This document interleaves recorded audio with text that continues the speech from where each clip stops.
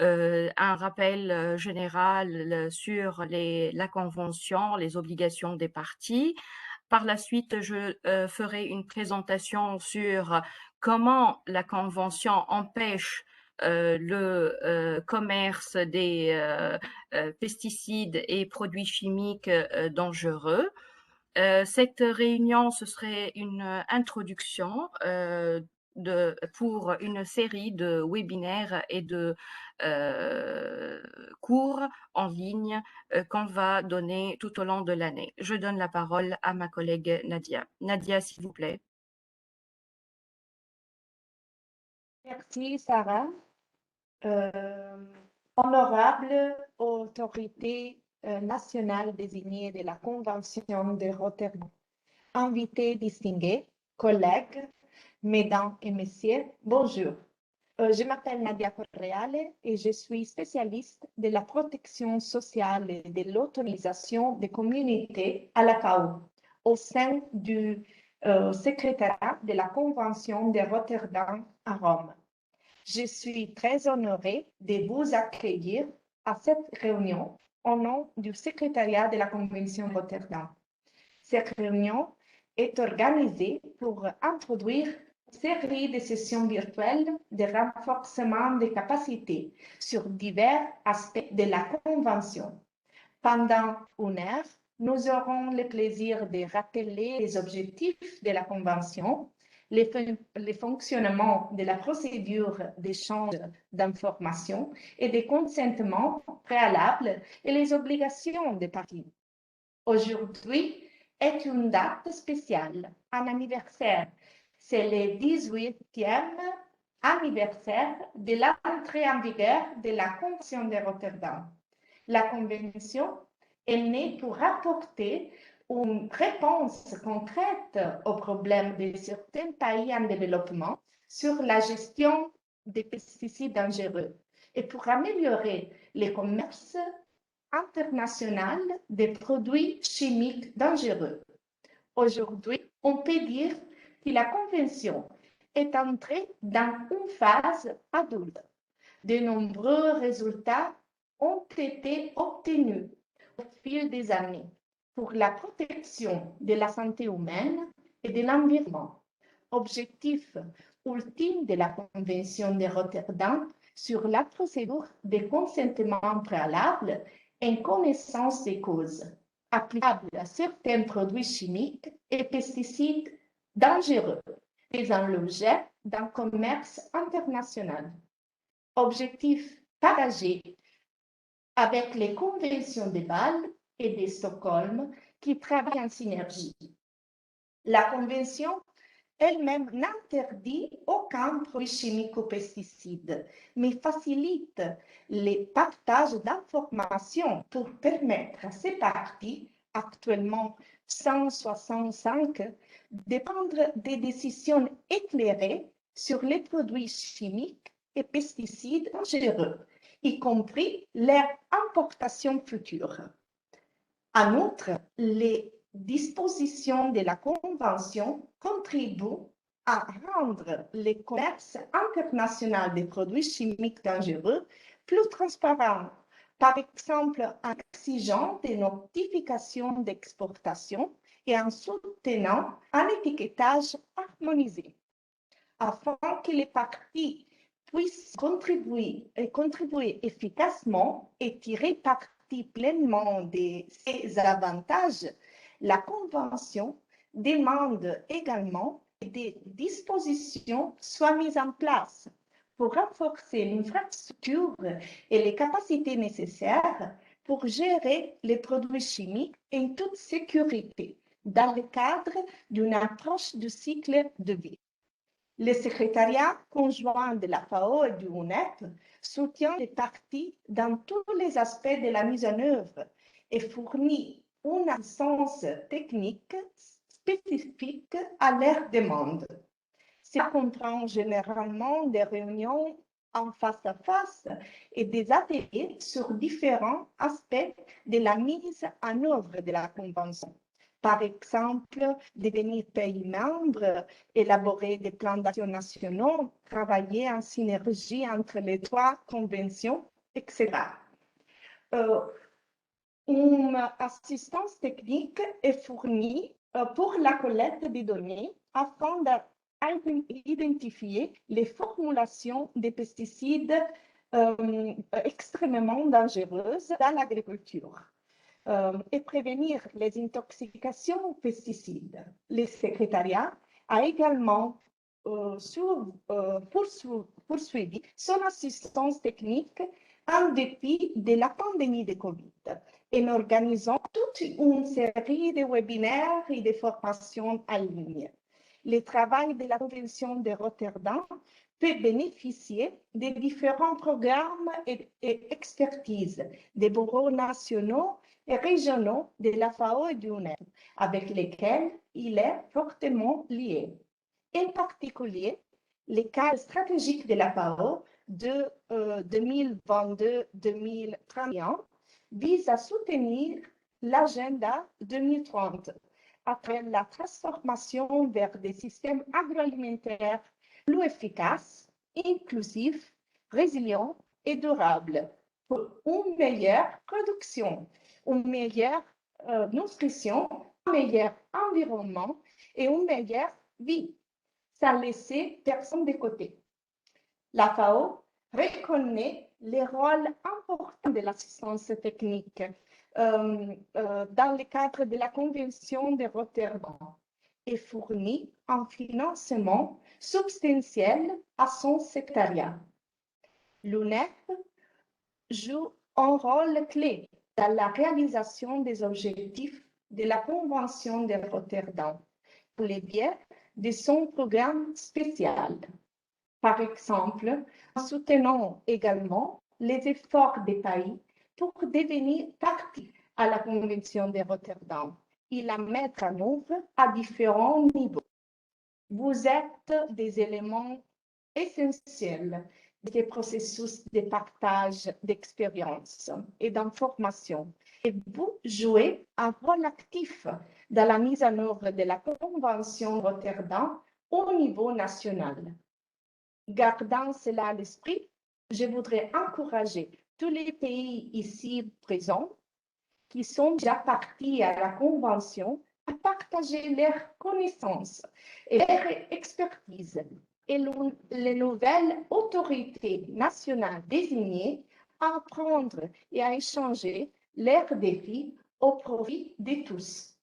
Merci beaucoup pour votre aimable attention. Je souhaite tous les succès pour notre réunion d'aujourd'hui.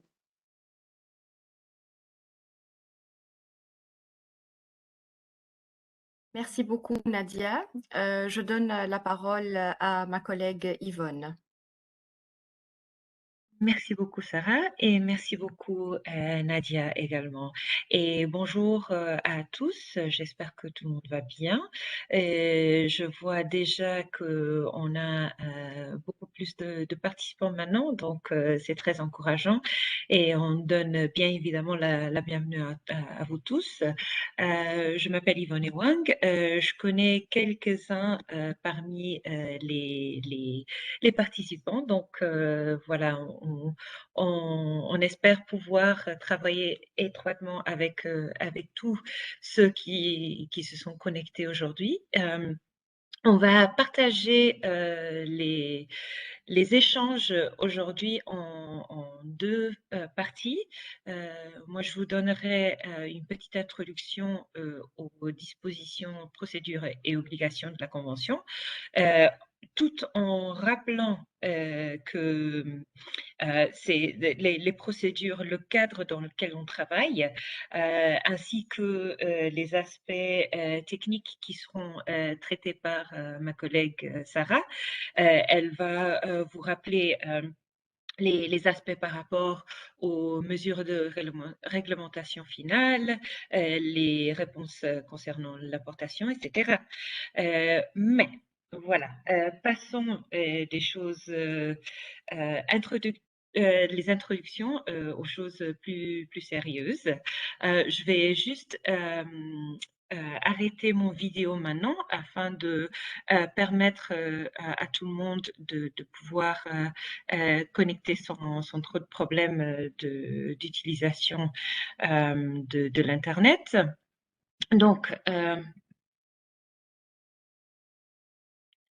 la convention, comme a mentionné Nadia dans ses remarques d'introduction, on fête aujourd'hui les 18 ans depuis l'entrée en vigueur de la convention. Donc, on puisse dire joyeux anniversaire à la convention de Rotterdam. Actuellement, on a 165 parties, donc c'est pas tout à fait universel, mais c'est largement dans presque tous les pays globalement. Quelle est la convention et quelles sont les implications d'être partie? Vous êtes ici puisque vos pays ont consenti à être liés par les obligations de cette convention, mais quelles sont vraiment les implications de cela? La convention sert comme un système d'alerte rapide, et ceci par les échanges d'informations qui ont lieu dans le cadre de la convention, que ça soit par rapport aux décisions qui ont été prises concernant les importations, que ça soit également concernant les interdictions ou réglementations qui ont été mises en place au niveau national et qui ensuite sont partagées au niveau international. Elle permet également de prendre des décisions en toute connaissance de cause, en partageant des informations par rapport aux dangers qui sont posés par certains produits chimiques, ou en partageant des évaluations qui ont été faites des risques par certains pays. C'est aussi une question de partage de responsabilités. C'est une reconnaissance que dans le commerce international de ces produits chimiques, il y a un rôle pour des pays exportateurs ainsi que les pays importateurs. Il y a aussi des processus qui ont été mis en place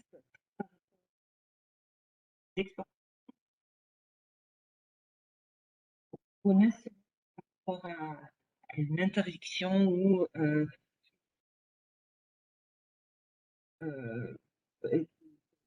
par un pays ensuite exporter ces produits chimiques. Ça permet de nouveau prendre ces décisions par rapport à ce commerce. Ça établit également un réseau ou des réseaux d'autorités nationales désignées. Vous êtes tous ici de plus ou moins la même région ou sous-région. Donc, la convention vise à établir des tels réseaux pour permettre cet échange, pour faciliter les communications entre des différentes autorités qui sont impliquées dans ce commerce international des produits chimiques. Et ça vous ouvre également la possibilité d'accéder à une assistance technique au niveau international. Cette idée de l'échange des renseignements est un élément clé de la Convention de Rotterdam. Là, on vous a donné 3 exemples des informations qui sont absolument essentielles. La désignation des contacts afin de savoir avec qui on traite, qui a l'autorité de fournir ce consentement au niveau national. Les réponses concernant l'importation qui sont mises sur le site internet de la Convention, ainsi que les mesures de réglementation finale nationales, qui sont des décisions qui ont été prises au niveau national, mais qui, de nouveau, soient mises à votre disposition au niveau international sur le site de la Convention, afin de encourager et faciliter le respect de telles décisions. Tournons à cet exemple de désignation de contact qui est une question qui apparaît assez fréquemment. Il y a un formulaire qui a été adopté par les parties concernant la notification des désignations de contact et, comme indiqué juste maintenant, c'est un élément vraiment essentiel et on aimerait utiliser cette opportunité de vous rappeler non seulement de transmettre les désignations, mais aussi d'actualiser ces informations dès que possible afin d'assurer qu'il y a un échange d'informations qui soit efficace et rapide. Donc, en nous transmettant, par exemple, une adresse email qui fonctionne, en nous notifiant si jamais il y a des changements, à prendre note que les désignations à titre personnel ne peuvent pas être prises en considération. Donc, il faut que le formulaire soit transmis par une entité soit habilité par votre gouvernement de communiquer cette désignation au secrétariat. Le formulaire et la procédure sont disponibles sur le site Internet. Ce que je dois vous indiquer, c'est que vous allez recevoir à la fin de ce webinaire, vous allez recevoir toutes les présentations. Donc, ne vous inquiétez pas par rapport au lien, vous allez le recevoir à la fin dans la présentation. Donc, vous auriez accès à ces liens et à ces informations après nos présentations également. Quel est l'objectif de la Convention? Comme a mentionné Nadia dans ses remarques, c'est dans le but d'encourager un partage des responsabilités, encourager cette coopération entre les parties importatrices et exportatrices dans le commerce international de certains produits chimiques dangereux. Et cela pour protéger la santé et l'environnement contre les dommages éventuels qui pourraient résulter de la mauvaise gestion des produits chimiques. Et cela contribue également à l'utilisation écologiquement rationnelle de ces produits chimiques. Il y a deux catégories principales dont on traite les pesticides, et cela comprend bien évidemment les préparations pesticides extrêmement dangereuses. Nos collègues qui sont à Rome sont là afin de partager leur expertise dans les questions concernant les pesticides. Et il y a une équipe qui traite des questions par rapport aux produits industriels basé ici à Genève. Donc, on travaille étroitement main en main, les deux équipes, afin de vous fournir un appui dont vous avez besoin. Les produits chimiques qui entrent dans le champ d'application de la Convention sont inscrits à l'annexe 3, où il y a également des processus qui appliquent à des produits chimiques qui ont été interdits ou strictement réglementés par une partie qui souhaite ensuite les exporter. Là, c'est juste pour vous donner un peu le cadre dans lequel on travaille, pour vous donner cet aperçu des articles de la Convention. Sarah entrera d'ici quelques minutes dans les détails de ces procédures qui ont été établies dans le cadre de la Convention. Donc, le texte de la Convention définit l'objectif de la Convention, définit quelques phrases, quelques termes essentiels qui sont utilisés à plusieurs reprises dans les processus et les dispositions de cette convention. Elle établit également le champ d'application et les rôles et responsabilités de l'autorité nationale désignée. Il y a certains d'entre vous qui sont l'AND, mais il y a d'autres qui travaillent en coopération avec l'AND, avec le point de contact officiel, afin d'assurer la mise en œuvre de la Convention. Donc, on espère pouvoir vous appuyer dans vos efforts, dans votre travail d'équipe, afin de expliquer ce qu'indique la Convention par rapport à ses responsabilités et ce qui pourrait être les responsabilités d'autres parties prenantes dans les processus établis par la Convention. Dans les articles 5 à 14, il y a des processus qui sont décrits pour comment on inscrit ou on enlève des produits chimiques de l'annexe 3. Là, il faut que je souligne qu'il n'y a jamais eu un processus de radiation, ou plutôt, on n'a jamais utilisé le processus de radiation des produits chimiques. Donc, il y a des dispositions au sein de la Convention, mais vu que la Convention est focalisée sur l'échange des informations, sur des décisions, la prise des décisions en toute connaissance de cause, jusqu'à présent, les parties n'ont pas dû avoir besoin d'utiliser ce processus pour radier un produit chimique de cette annexe.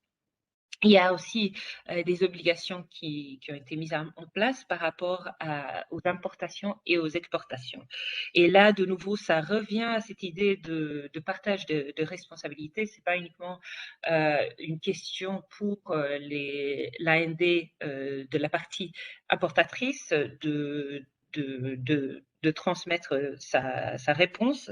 C'est aussi une question de la partie exportatrice qui fait un travail de son côté pour assurer que ce commerce, s'il n'est pas désiré, s'il n'y a pas un consentement, que ce commerce ne commence même pas.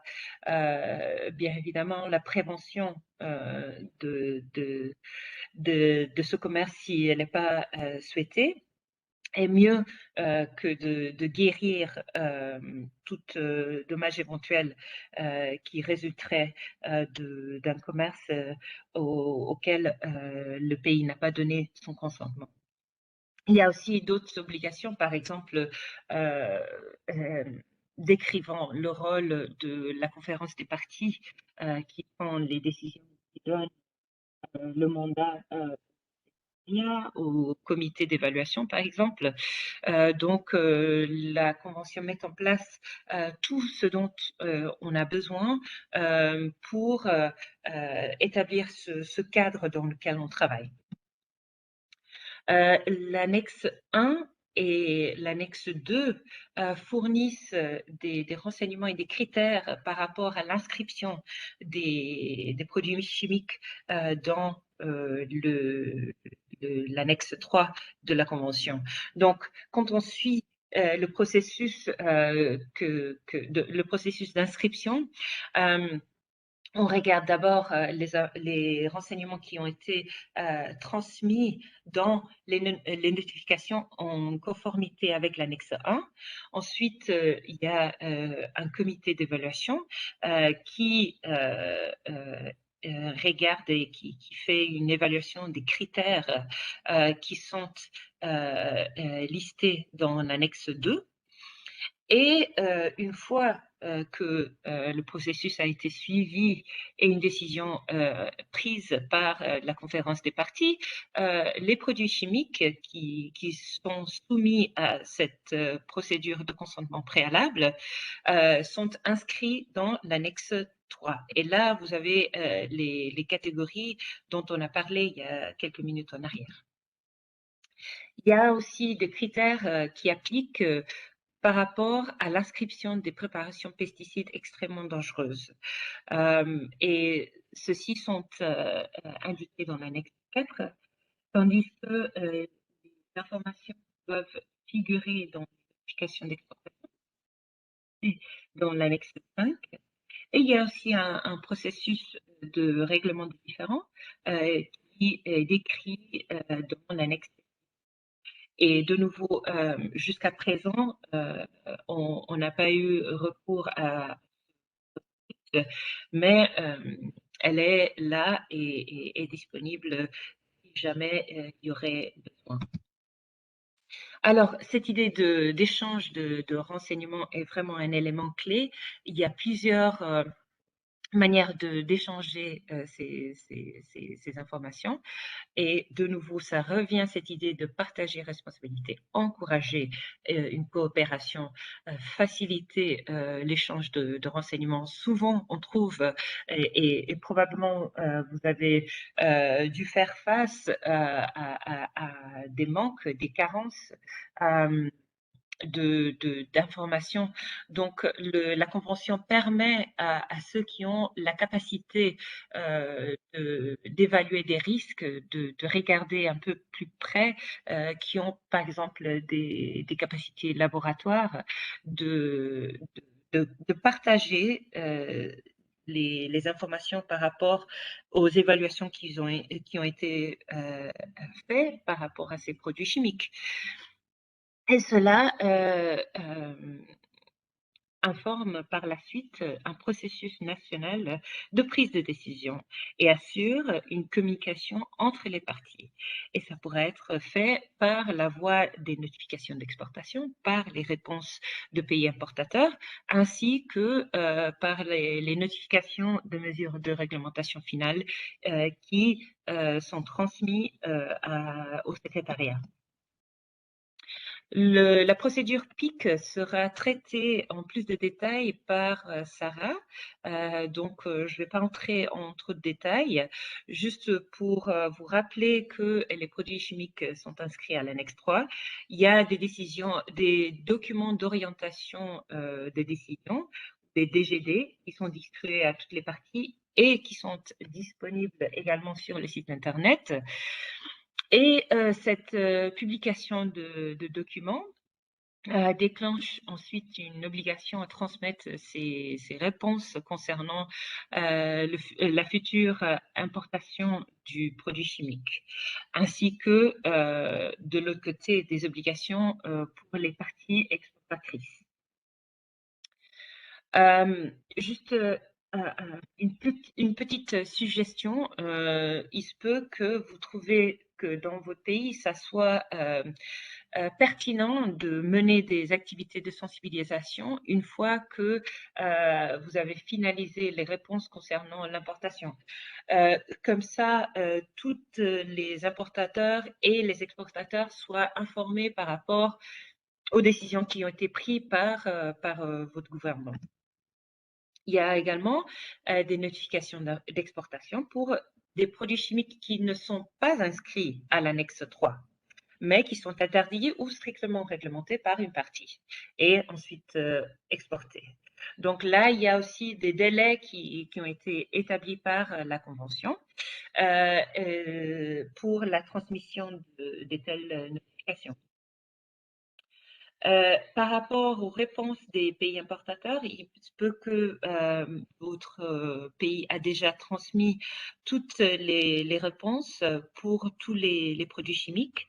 Vous pourriez regarder les profils par pays sur le site internet Et cela vous permet de voir si vous avez transmis soit une décision finale, soit une réponse provisoire. Sinon, on vous invite de vous mettre en contact avec l'AND afin de transmettre cette réponse. Et cette réponse, elle doit être remise au secrétariat dès que possible, une fois que le document d'orientation des décisions soit envoyé à toutes les parties, et au plus tard qu'elle soit remise au secrétariat 9 mois après la date d'envoi. Donc, cette réponse, une fois transmise, elle pourrait être modifiée à n'importe quel moment, selon les décisions qui soient prises au niveau national. Donc, une décision finale pourrait consister en une décision de consentir à l'importation, avec ou sans conditions, ou de ne pas consentir à l'importation. Vous pourriez également transmettre une réponse provisoire indiquant une déclaration provisoire par laquelle votre pays indique qu'il consent ou pas à l'importation durant la période provisoire. Sinon, vous pourriez également demander plus d'informations, demander d'assistance ou indiquer que une décision définitive est activement à l'étude.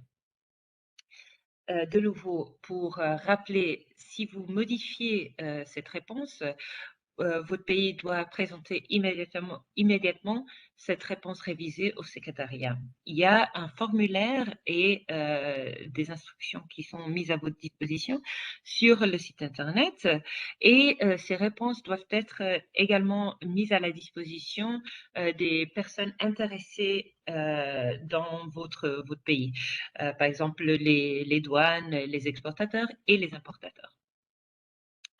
Là, c'est juste pour vous donner un peu le cadre par rapport aux notifications de mesures de réglementation finale, qui sont des décisions qui sont prises au niveau national, mais qui éventuellement auraient un impact au niveau international dans le cadre de la Convention aussi. Mais soit on traite ça dans la présentation de Sarah, soit on traite ça dans la séance de discussion ensuite. Donc, il y a des définitions qui sont établies par la Convention, et dans ce cadre-là, peut-être à prendre en compte que les décisions, les mesures qui ont été prises au national, par exemple la législation, juste pour vous rappeler d'assurer que vos définitions au niveau national soient cohérentes avec ce qui est contenu dans la Convention même. L'article 5 établit les procédures pour cette inscription une fois qu'on reçoit deux notifications de mesures de réglementation finale de deux régions PIC. Mais voilà, ça c'est très rapidement fait. Il y a des processus qui commencent et qui finissent par des décisions prises par les parties. Donc ça commence l'inscription, la procédure pour l'inscription commence avec des notifications par partie. Ensuite, il y a un travail qui est fait par le secrétariat avant de transférer les notifications au comité, et ensuite une décision qui est prise par la conférence des parties. On a déjà traité les renseignements qui doivent figurer dans les notifications qui sont listés dans l'annexe 1. Et il y a aussi des informations, des guides, des instructions pour vous faciliter de telles notifications au secrétariat, dans les délais bien évidemment établis par la Convention. Qui sont les acteurs? On a déjà fait référence à ces acteurs qui sont importants. Les partis, des représentants des partis. De nouveau, vous allez recevoir cette présentation par la suite, donc ne vous inquiétez pas pour la lecture de toute la description des rôles des différents acteurs. Il y a la conférence des partis, qui est, comme indiqué ici, l'organe principal, ainsi que le comité d'études des produits chimiques. La conférence des partis se réunit toutes les 2 ans et le comité d'études se réunit chaque année. Le secrétariat est constamment là pour fournir un appui à vous en tant que parti, ainsi que pour soutenir le travail de tous les organes de la Convention. Il y a aussi un rôle pour la société civile, pour les parties prenantes venant de l'industrie, ainsi que pour d'autres gouvernements. Donc, chaque étape a des rôles différents pour les acteurs différents. Il y a plusieurs documents d'orientation et d'autres outils qui sont à votre disposition également. Donc, nous vous invitons de consulter, par exemple, le kit de ressources qui est sur le site Internet, et il y a plusieurs documents d'orientation, des boîtes à outils, des études de cas. Il y a tout un tas de matériaux qui puissent vous soutenir dans votre travail. Donc là, c'était vraiment une introduction, un rappel très rapide. On va passer à Sarah d'ici quelques secondes, mais avant de faire cela, on a quand même un petit quiz pour voilà, avoir un peu d'interaction avec vous et voir quelle est votre connaissance de la Convention. Donc, peut-être je passe la parole à Sarah et je demande également à Leslie de mettre les questions. Leslie, could you put the poll up? Yes, will do now. Merci Yvonne. Et j'invite maintenant tous les collègues participants à participer à ce quiz. Vous aurez 1 minute pour répondre. C'est juste une seule question. Merci de répondre par oui, non ou bien je ne sais pas. Et on va voir la réponse pendant la présentation que je donnerai tout de suite.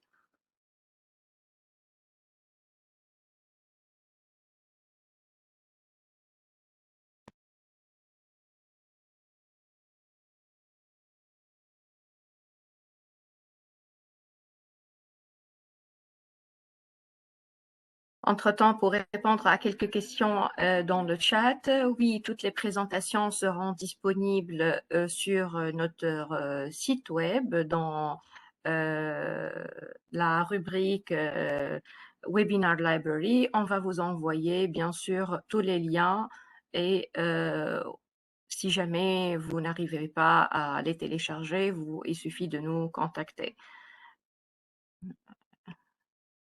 Leslie. Sorry, I'm just having a little bit of technical issue. If you don't mind to just give me like a minute or two. Okay. Thank you.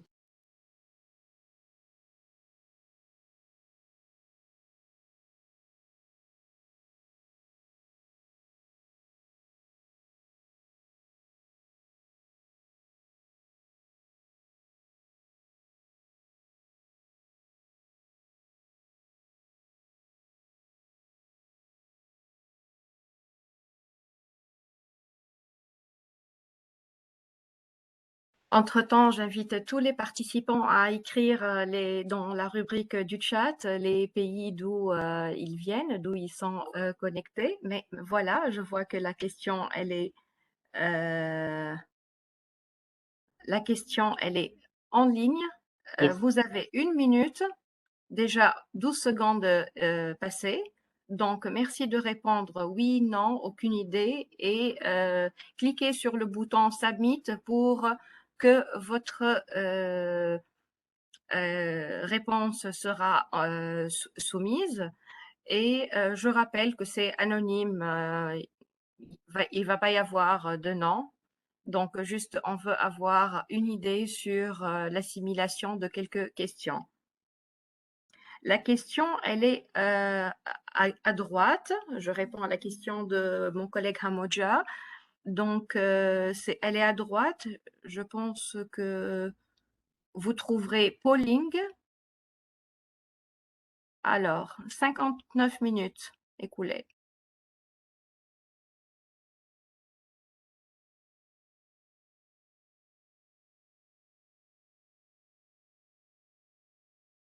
Est-ce qu'on peut voir les résultats, Leslie? Leslie, can we see the answers, please? Yes, I'm just giving them a few more seconds and then it will OK. come out. Alors, la question, la procédure PIC. Bon. Alors, 12 sur 24, ils ont répondu oui. Donc, je crois que toutes les personnes qui ont participé à ce polling, ils ont répondu par oui. On va voir la réponse dans la présentation. Please, Leslie, on peut passer à la présentation? Can you share the screen, please? Yes, I'll pass you the presenter room now. Thank you.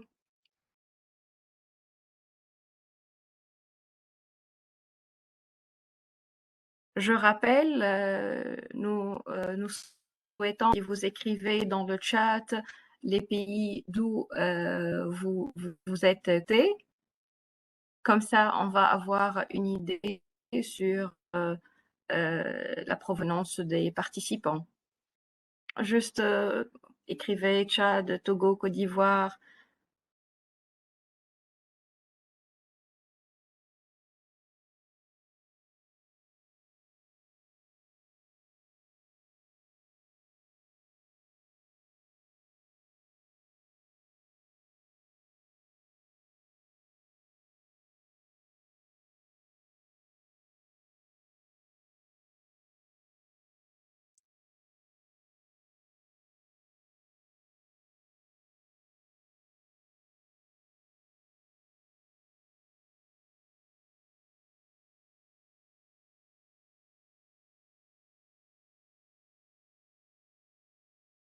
D'accord, on va commencer la présentation. Donc, dans cette présentation, on va voir comment la Convention de Rotterdam empêche le commerce non désiré des produits chimiques dangereux.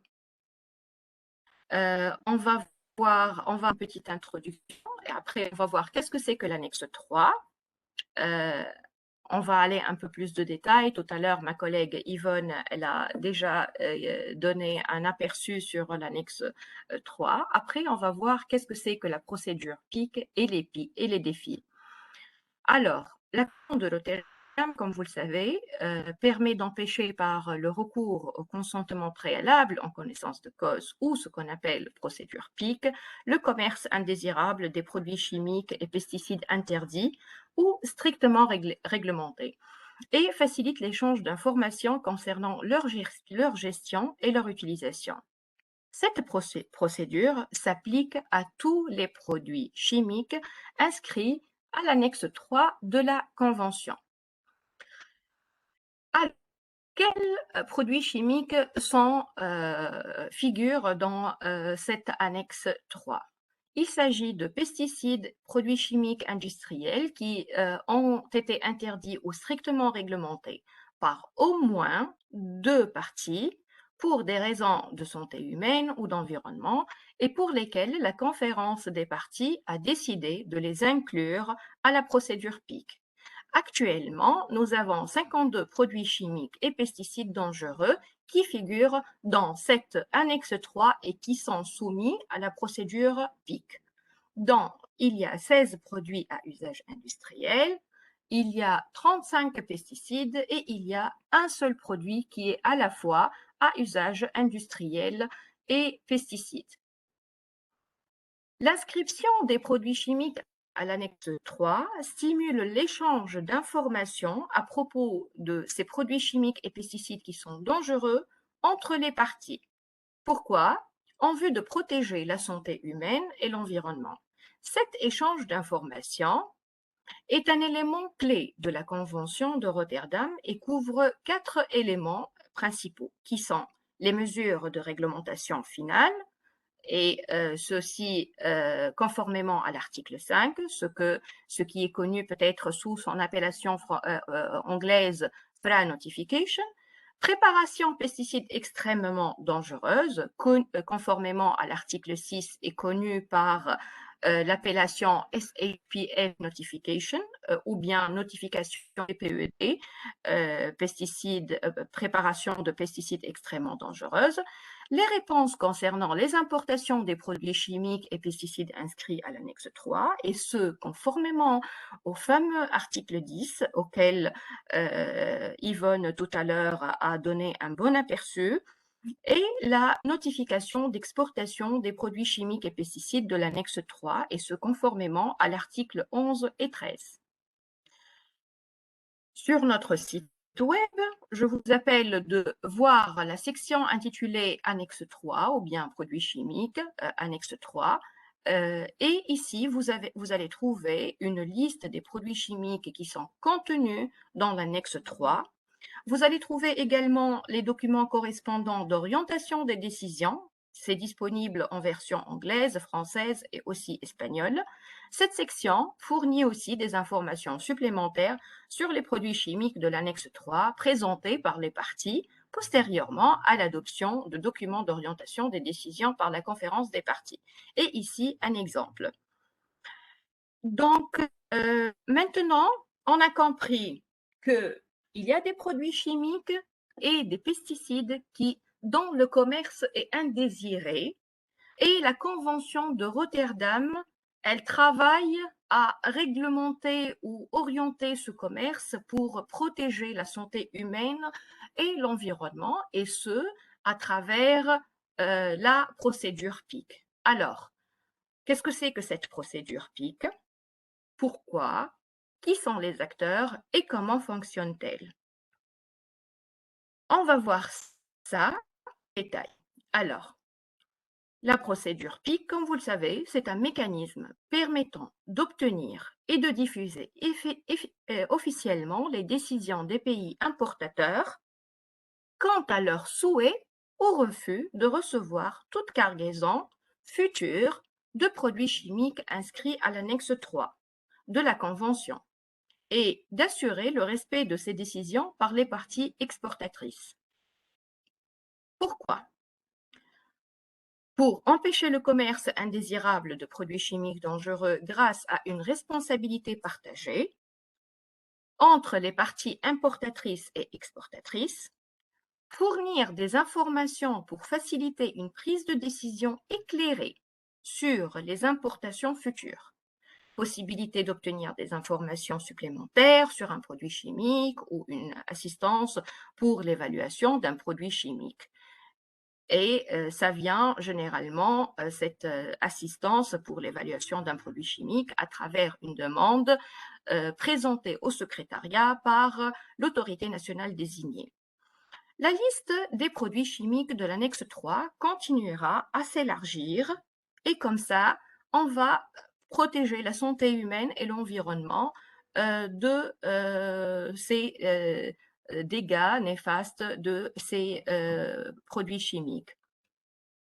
Donc, qui sont les acteurs? Il s'agit d'une responsabilité partagée, mais il y a des acteurs clés. Les premiers acteurs clés, ce sont les autorités nationales désignées. Par la suite, il y a les douaniers et il y a tous les acteurs dans l'industrie chimique, y compris les fabricants, les formulateurs et les commerçants. Les acteurs. les AND, ce sont les acteurs clés et c'est pour cela on a essayé à travers ce tableau de préciser quelles sont les responsabilités des AND dans les pays importateurs et quelles sont les responsabilités des AND dans les pays exportateurs. On va commencer avec les pays importateurs. Parmi leurs responsabilités, c'est de soumettre au secrétariat les décisions d'importation pour tous les produits chimiques inscrits à l'annexe 3, veiller à ce que les importateurs, les autorités compétentes et, si c'est possible, les utilisateurs soient informés des décisions nationales d'importation et veiller à ce que les décisions d'importation s'appliquent uniformément aux importations en provenance de tous les pays exportateurs et le produit chimique à usage domestique. Quant aux autorités nationales désignées dans les pays exportateurs, parmi leurs responsabilités, mettre en œuvre des mesures législatives et administratives pour communiquer les décisions d'importation relevant de sa juridiction publiée dans la circulaire PIC, on va la voir par la suite ce que c'est, dans un délai de 6 mois à toutes les personnes concernées dans les pays. Prendre les mesures appropriées pour s'assurer que ces exportateurs se conforment aux décisions d'importation, assurer un étiquetage GHS et des informations appropriées accompagnant les exportations, conseiller et aider les parties importatrices pour obtenir des informations supplémentaires afin de prendre les décisions en matière d'importation afin de renforcer leur capacité et aptitude à gérer les produits chimiques en toute sécurité. Maintenant, on va voir comment fonctionne-t-elle. C'est une sorte de cadre logique pour comprendre, pour avoir une vue d'ensemble sur le process. Donc, la conférence des parties COP décide de soumettre un produit chimique à la procédure PIC. Le secrétariat diffuse un document d'orientation des décisions à toutes les parties. Les parties soumettent une réponse concernant l'importation pour chaque produit chimique. Le secrétariat diffuse toutes les réponses concernant l'importation à toutes les parties par le biais de la circulaire PIC, et non seulement par la circulaire PIC, mais aussi sur le site web de la Convention. Ces informations, ces réponses sont partagées. Les parties se conforment aux responsabilités d'importation et exportation. Alors, comment concrètement fonctionne-t-elle? Il y a 3 éléments clés. Le premier élément clé, c'est le document d'orientation des décisions, les réponses des pays importateurs et la circulaire PIC. Alors, qu'est-ce que c'est que ce document d'orientation des décisions? Il est élaboré pour chaque produit chimique inscrit à l'annexe 3 et ce, conformément à l'article 7 de la Convention. Il reflète les informations contenues dans les 2 ou plusieurs notifications de mesures de réglementation finale, FRA Notification, fournies par 2 ou plusieurs parties. Les notifications ont été préalablement approuvées par le CRC. Ce document d'orientation des décisions décrit la cause de l'interdiction ou de la restriction sévère de la partie dans la partie notifiante et les raisons de l'inscription.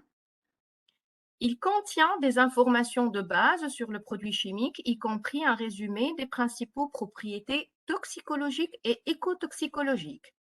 Il aide les gouvernements à évaluer les risques liés à la manipulation et à l'utilisation d'un produit chimique et à prendre des décisions en meilleure connaissance de cause concernant les importations et l'utilisation future de celui-ci, compte tenu des conditions locales. Il est demandé aux parties, maintenant on va voir la deuxième composante clé, l'élément clé, c'est les réponses des pays importateurs.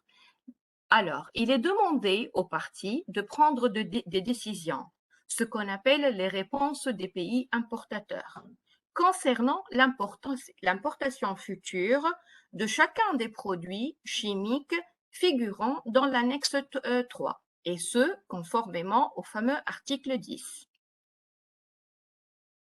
Les décisions prises par les parties concernant l'importation de produits doivent être neutres d'un point de vue commercial. Ainsi, si une partie décide de ne pas accepter d'importer un produit chimique particulier, elle devra également cesser de produire cette substance pour son usage intérieur et en refuser l'importation de quelque provenance que ce soit, y compris de pays qui ne sont pas parties de la Convention. Maintenant, on va voir le troisième élément clé, qui est la circulaire PIC. Ces réponses des pays importateurs qu'on vient de voir, elles sont publiées par le secrétariat et communiquées à toutes les parties tous les 6 mois par le biais de la circulaire PIC, ainsi que sur le site web sous la rubrique Réponses des pays importateurs. De cette façon, le secrétariat rassure que tous les parties sont informés préalablement à toute exportation du consentement ou non des pays importateurs. Toutes les parties exportatrices. Maintenant, on va voir du côté des parties ou des pays exportateurs. Toutes les parties exportatrices sont tenues à veiller à ce que les exportations de produits chimiques soumis à la procédure PIC, figurant dans l'annexe 3 de la Convention, n'enfreignent pas les décisions de chacune des parties importatrices, et ce, conformément à l'article 11. Elles doivent s'assurer que les réponses des pays importateurs publiées dans la circulaire PIC sont immédiatement communiquées à leurs exportateurs, aux industries et à toute autre autorité concernée, telles que les services de douane. Je sais, peut-être tout est clair, mais concrètement sur le terrain, il y a des défis. Il y a des défis au niveau politique, manque d'infrastructures juridiques et administratives. Il y a des défis liés aux AND. Parfois, l'autorité nationale désignée, il est en dehors de ce processus de gestion des produits chimiques. Et aussi, il y a des défis pour l'application au niveau de la communication interministérielle, implication des autorités douanières et la communication par le secteur privé. Je m'excuse. Donc, pour cela, je vous invite tous pour la session de chat de lever la main, de poser vos questions, partager avec nous les défis rencontrés dans vos pays. Et je vous invite aussi à gérer dans le chat les thèmes que vous voulez qu'on les couvre dans les séances prochaines. Donc, je sais que nous avons commencé un peu tard. On va avoir encore 15 minutes pour la discussion. Leslie, could you confirm, please, that we can have 15 minutes for the chat? The platform is available. I'm sorry for the? Can we have 15 minutes because it was supposed to finish by 11? Can we have 15 minutes for the discussion session? Donc, yes. je vous invite à lever la main, à écrire dans le chat aussi vos questions et proposer d'autres thèmes pour les prochaines sessions. Comme ma collègue Yvonne l'a mentionné, aujourd'hui, c'est une réunion de briefing, de rappel, mais on va voir tous ces aspects en détail pendant des séances qui seront plus longues du point de vue durée tout au long de l'année. Je donne maintenant la parole à mon collègue Emmanuel Niamsi pour modérer la session de discussion. Donc, nous avons 15 minutes. On va s'arrêter à 11h20, disons. Et Emmanuel, floor are yours. Merci pour votre attention. Au cas où vous avez des questions, vous pouvez toujours m'écrire à travers ces emails. Merci, Sarah. Merci, collègues. Chères autorités nationales désignées, nous espérons que vous avez suivi et assimilé les différentes présentations soumises à vos attentions. Donc, comme l'a dit précédemment nos collègues, il suffira de lever juste la main pour prendre la parole et poser votre question, ou bien écrire simplement dans le chat. Merci.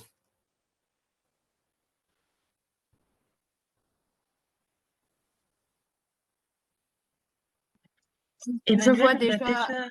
Oui, pardon. Vas-y, je m'excuse. Non, je vois déjà qu'on a les mains de Rama et Hamad. Donc, on a deux mains levées. Peut-être on passe la parole déjà à Rama. Oui. Vous m'entendez? Bonjour.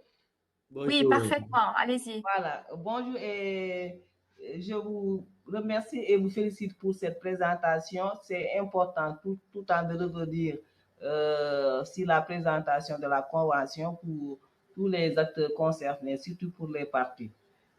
C'est très intéressant ce que vous venez de présenter concernant cette convention. Maintenant, moi, j'ai des questionnements. La première, c'est entre l'autorité nationale désignée. Vous parlez de l'autorité nationale désignée, vous parlez du point contact, vous parlez du point focal national. Donc, on aimerait avoir pour ces trois éléments le rôle et la responsabilité de chacun concernant la convention de Rotterdam. Parfois, il y a des confusions entre l'autorité nationale désignée, le point contact, vous parlez de ça, vous parlez du point focal national de la convention de Rotterdam. Ensuite, pour la deuxième question, il est bon aussi de faire des perspectives où alors on parle de plus en plus des biopesticides. Et je demande pour le secrétariat, qu'en pense de cet élément, les biopesticides qu'on est en train de vulgariser partout à travers le monde. Maintenant, bon, c'est juste faire une différence avec la convention de Bâle, parce que concernant la définition des déchets dangereux, donc une fois on a envoyé des notifications aux partis pour leur dire de définir les déchets dangereux et il n'y a pas encore une définition universelle pour tout. Et je fais parallèlement avec les produits chimiques dangereux. Parfois, je me confronte avec les importateurs qui me demandent de leur donner la liste de tous les produits chimiques dangereux. Et ça aussi, c'est un problème. Moi, je le dis seulement, il faut se baser, puisque nous faisons partie du CILS. Le Sénégal fait partie du CILS avec le comité saharien des pesticides qui homologue les produits chimiques dangereux en général. Donc, je le renvoie au niveau de la liste des produits homologués avec le CILS ou bien de se baser sur la convention avec l'ANES 3.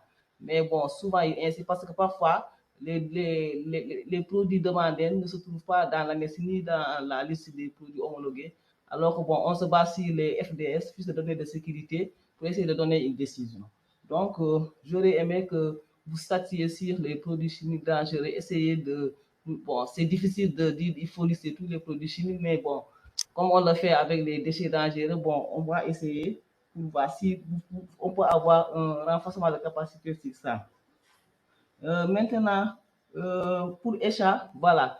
Bon, moi, la plupart, bon, j'ai eu la réponse quand Sarah faisait la présentation concernant chaque fois quand on donne une réponse à l'exportateur, si on décide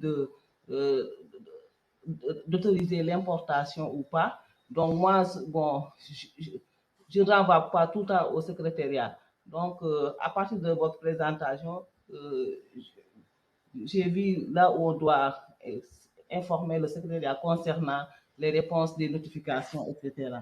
Donc, pour la huitième question, ça concerne le produit chimique à usage domestique. Nous avons vraiment des problèmes avec ça parce que, bon, si l'hivernage approche, les commerçants, la plupart du temps, nous demandent autorisation d'importer les produits chimiques à usage domestique qui viennent la plupart de l'Inde et de Chine.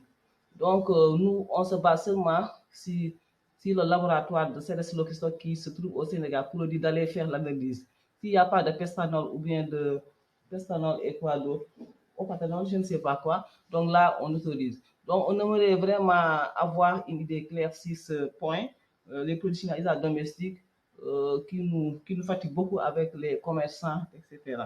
Voilà, merci. Ce que je voulais apporter comme question. Merci.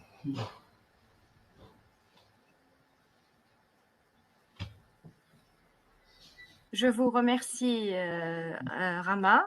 Donc, pour conclure, j'ai pris très rapidement note. Donc, vous avez posé essentiellement 5 questions qui tournent autour clarification des rôles entre DNA, AND et OCP, une question concernant les biopesticides, la question concernant la Convention de Bâle et la gestion des déchets, ECA et Export Responses, les réponses aux exportations. J'ai pas oublié une question, non? Rama? Oui, il y a une autre question concernant l'évaluation des risques pour décider si le produit doit être annexé ou pas. Donc là aussi, on a un problème parce qu'on voulait avoir un renforcement de capacité technique et financière pour faire les évaluations au niveau local. Voilà. Merci. D'accord. Donc, on va répondre à toutes vos questions. Je donne la parole à Madame Yvonne, ma collègue, pour répondre à la première et aux autres à la troisième, je pense. S'il vous plaît, Yvonne. Oui, d'accord, merci. Et je pense que c'était Madame Diop du Sénégal qui est sous le nom de Rama. Donc, ça fait plaisir de vous entendre et merci pour ces questions. Et par rapport au rôle des différents points de contact, dans le cas de Rotterdam, on a deux types de contacts différents. On a l'AND en français, mais qui souvent on fait référence à l'acronyme en anglais, DNA, et l'autorité nationale désignée est censée mettre en œuvre ou avoir la responsabilité des fonctions administratives liées à la mise en œuvre de la Convention de Rotterdam. Il n'y a pas d'explication au sein du texte de la Convention de ce qui consiste exactement des fonctions administratives. Mais si on regarde, par exemple, les formulaires qui sont utilisés dans le cadre de la Convention ou les informations qui sont requises par des différentes dispositions, on voit que souvent ces informations viennent de l'AND. Donc l'AND, dans la plupart des parties, est le point de contact technique. C'est celui qui mène en avant la mise en œuvre de la Convention.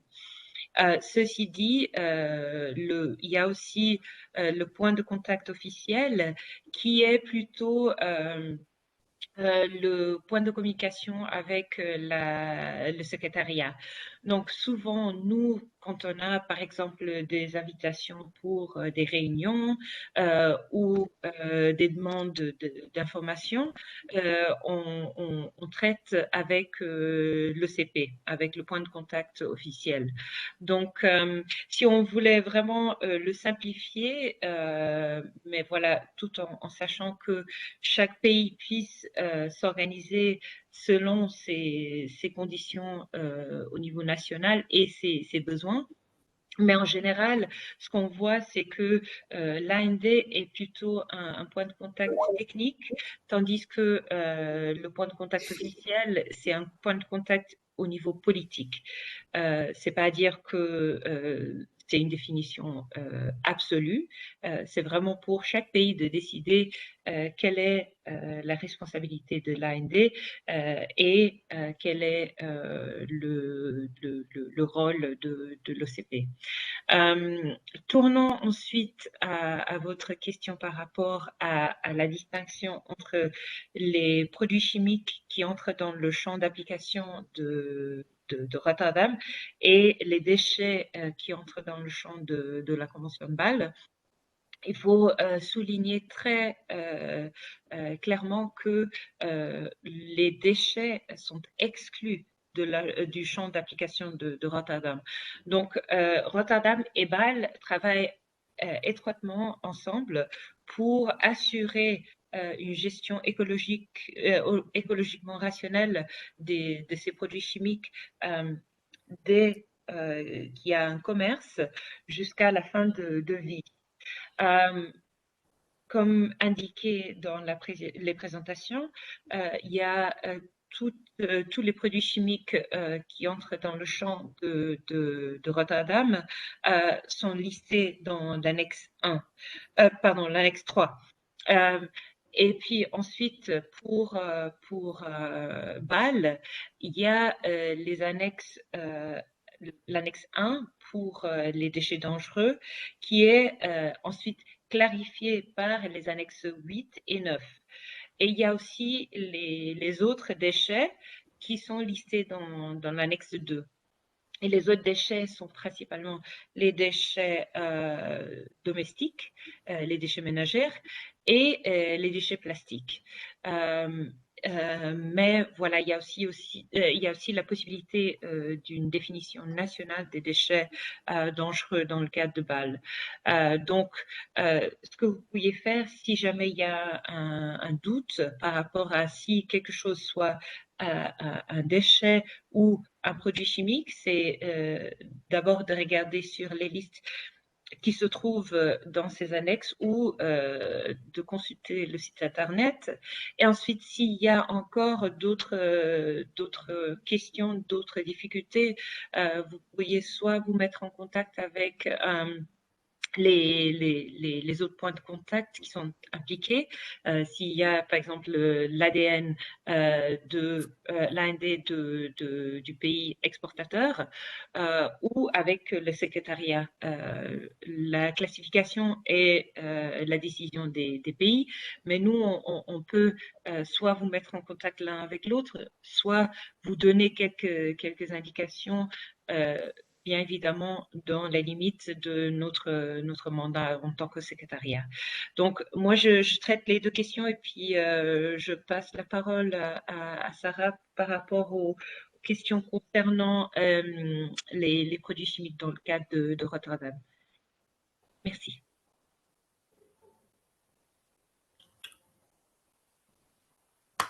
Votre micro est coupé, Sarah. J'ai une petite proposition, Madame Aïta. Donc, j'ai bien noté, pour les pesticides et les biopesticides, bien sûr, nous faisons de notre mieux pour promouvoir les biopesticides. On sait que c'est un défi. C'est pas facile dans certains pays de trouver les biopesticides qui sont efficaces pour sauver les cultures. Mais je trouve que il y a la question relative à renforcer les capacités pour l'évaluation des risques des pesticides. La question réponse aux exportations, notification d'export. Si vous acceptez, je vous invite pour qu'on fasse une réunion après pour parler de ces choses et prendre une ou deux autres questions aujourd'hui sur la convention et les choses qui ont été déjà présentées. Est-ce que ça vous convient, Madame Aïta? Aïta? Allô? Madame Aïta?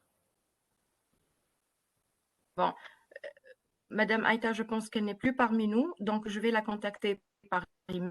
Je donne très vite la parole à Hamoudja, mais avant de passer à Hamoudja, Heidi, je vais vous répondre par email et aussi, donc je souhaite qu'on parle de ça dans une réunion. Yvonne, il y a Rama qui a demandé après ton intervention qu'est-ce que c'est le rôle qui est le point focal national. Je pense que vous étiez clair dans votre présentation.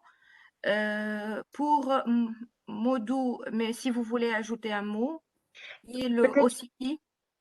Oui, peut-être juste parce que souvent ça se passe que dans l'établissement des rôles et responsabilités au niveau national, on n'utilise pas forcément la même terminologie que dans le texte de la Convention.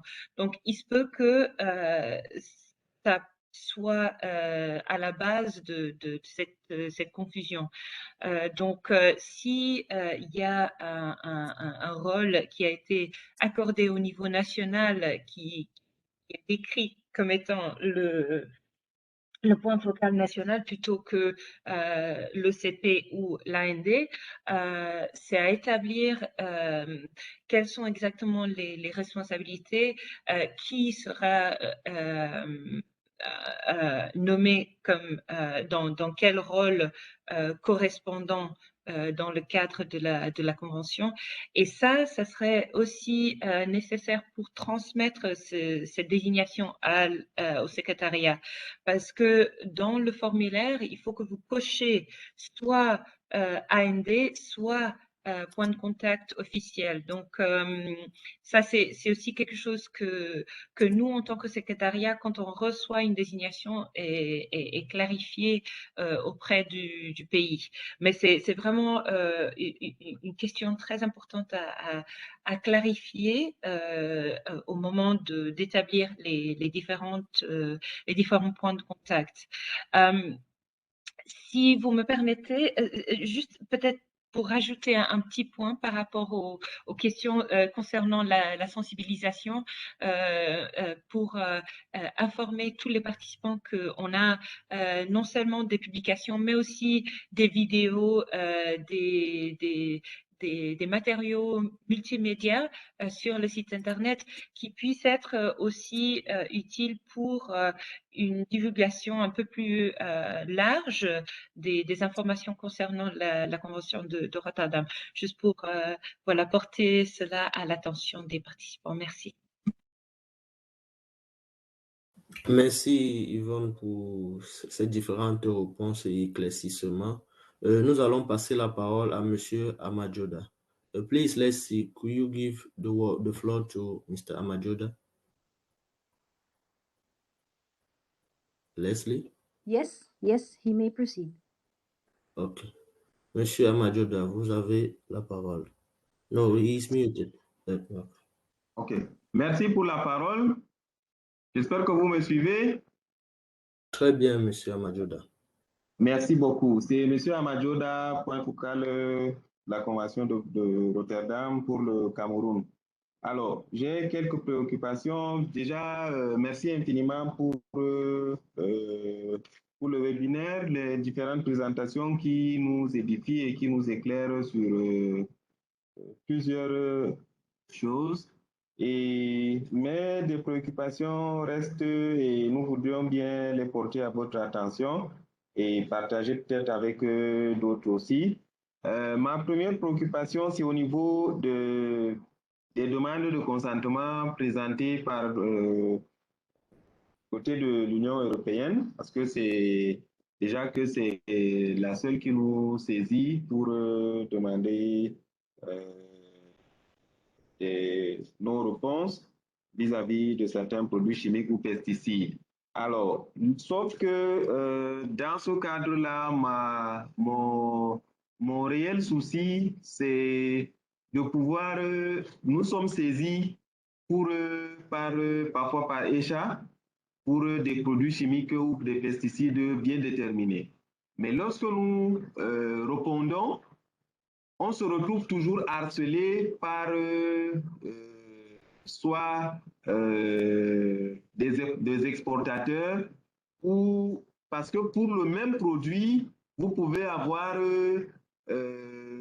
10 ou plus de 10 demandes.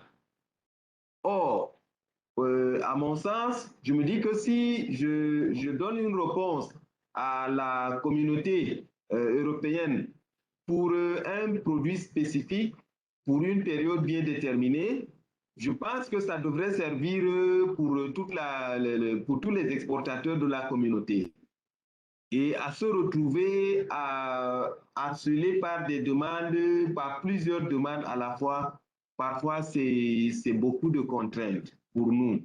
Et je souhaiterais, et je pense que je l'ai porté ici et même dans d'autres plateformes d'échange, quand l'occasion va se présenter avec la communauté européenne, je pense pense que c'est un problème qui va bien qu'on résolve. L'autre préoccupation aussi, c'est que nos marchés sont assez envahis par les produits chimiques et pesticides en provenance de la Chine et de l'Inde, parce que c'est ça qui occupe le plus gros de nos marchés ici. Et ces produits-là rentrent toujours par les circuits de la contrebande. Ça également, c'est un problème pour nous. Nous souhaiterons bien que le secrétariat puisse travailler dans ce sens-là, à pouvoir mieux protéger nos pays. Et j'ai également un souci, je n'ai pas bien saisi la partie qui parlait de la transmission des réponses de consentement et de rapport des AND au cours des présentations. Il y a également des difficultés en ce qui concerne le renforcement des capacités des acteurs au niveau national. Vous savez, la Convention on souhaiterait que la Convention puisse nous accompagner dans l'encadrement des acteurs. Déjà que nous-mêmes, en tant qu'autorité nationale désignée ou en tant que CP, nous avons besoin de ces renforcements de capacité de façon peut-être régulière et bien encadrée. Donc, pour pouvoir non seulement sensibiliser les différents acteurs de la chaîne de gestion des produits chimiques et des pesticides. Vous savez, aujourd'hui, nos populations sont orientées presque majoritairement à l'usage des pesticides pour ce qui est de l'agriculture et bien d'autres usages.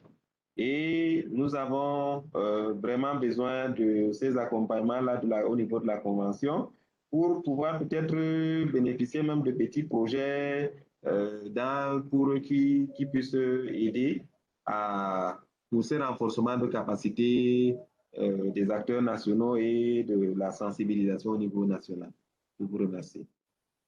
Merci, M. Amadjola, pour vos différentes questions. Nous allons passer la parole à Mme Yvonne pour qu'elle puisse apporter quelques indications à ces questions-là.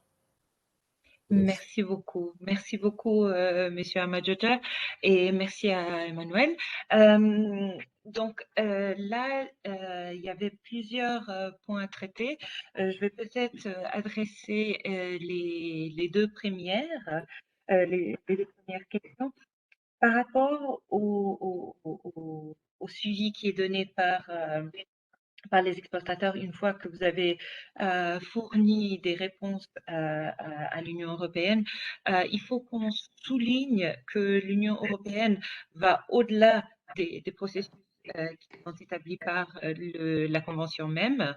Donc là, ce qu'on suggère, c'est une forte collaboration très étroite avec les autorités dans les pays exportateurs pour assurer qu'une fois que vous avez donné la réponse pertinente, que cela soit communiqué et que si jamais vous avez des problèmes avec des exportateurs qui continuent à vous envoyer des communications et qui posent un problème, qu'il y a quand même une sorte de recours possible auprès des autorités pertinentes dans le pays exportateur. Donc, cette collaboration avec les autorités dans les autres pays puisse éventuellement vous aider à assurer que cette réponse et cette communication soient transmises à toutes les parties prenantes pertinentes et de vous permettre à adresser des problèmes auxquels vous pourriez éventuellement faire face. Donc ça, c'était la première chose. Et il faut aussi penser au fait que nous, en tant que secrétariat, on est là pour vous accompagner, mais on peut aller uniquement selon notre mandat dans le cadre de la Convention. et selon les processus qui ont été établis par la Convention même. Donc, de ce que nous avons compris des autres parties, l'intention serait d'éviter tout commerce indésirable. Donc, voilà, une communication. Et si jamais vous avez besoin d'un appui de la part du secrétariat pour faciliter ces communications entre les différentes parties. Voilà, on se met complètement à votre disposition afin de vous soutenir dans cela. Par rapport à l'accompagnement dans l'encadrement et la sensibilisation des différents acteurs, voilà, il y a déjà des matériaux qui sont disponibles. On va, comme Sarah a indiqué au départ, on va continuer avec toute une série d'activités de sensibilisation. Donc, ce que vous pourriez suggérer ou encourager ou voilà, vulgariser, publier au sein de parties prenantes, au sein des acteurs au niveau national, c'est de les encourager à s'inscrire pour des telles activités comme ça. Nous, on pourrait expliquer un peu quels sont les processus établis par la Convention, où ils puissent trouver les renseignements pertinents et ainsi vous soutenir dans vos efforts. Donc, voilà, les activités qu'on continuera à mener puissent être, dans plusieurs cas, elles puissent être accédées par des différents acteurs. Et il y a aussi des matériaux qui sont mis à disposition sur le site Internet. Donc, voilà, on est là pour vous et n'hésitez pas également à vous mettre en contact avec le secrétariat. Vous avez là deux adresses email afin de nous informer quels sont vos besoins au niveau national. Merci. Merci madame. Merci, Madame Yvonne, pour ces différentes clarifications et orientations. Sarah, vous passez la parole pour des compléments de réponse. Tout à fait. Je veux dire la même chose que Yvonne vient de dire, et ce pour répondre à quelques questions qui ont été posées par Hamoud Jada et aussi Saïta tout à l'heure, et d'autres aussi qui sont venus dans le chat. Donc, c'est vrai, on organise des webinaires qui ciblent tous les autorités nationales désignées et leurs collègues des ministères, dans les ministères, sur des aperçus généraux, sur des sujets qui sont parfois généraux ou liés à la Convention ou aux alternatives. Mais je veux vous rappeler que nous organisons aussi des ateliers qui ciblent des pays bien identifiés pour répondre à des questions bien précises. Nous avons, par exemple, l'année dernière, nous avons fait un cours approfondi pour le Rwanda et aussi pour le Togo. Donc, toute autorité nationale désignée qui désire présenter une demande d'assistance technique au secrétariat, nous répondrons avec tout ce que nous pouvons à vos questions. Donc, j'invite tous les collègues autorités nationales désignées de nous écrire avec vos demandes et on va répondre à vos besoins. Merci, Emmanuel, je te donne la parole. Merci Sarah, merci Yvonne. Je pense que nous sommes arrivés au terme de cette session. Dans le chat, nous n'avons plus de véritables questions. D'accord. Chères autorités nationales désignées, chers collègues, nous sommes arrivés à la fin de cette session. Nous vous remercions de votre participation et n'hésitez pas à nous écrire ou des compléments d'information. Merci. Merci. Merci beaucoup.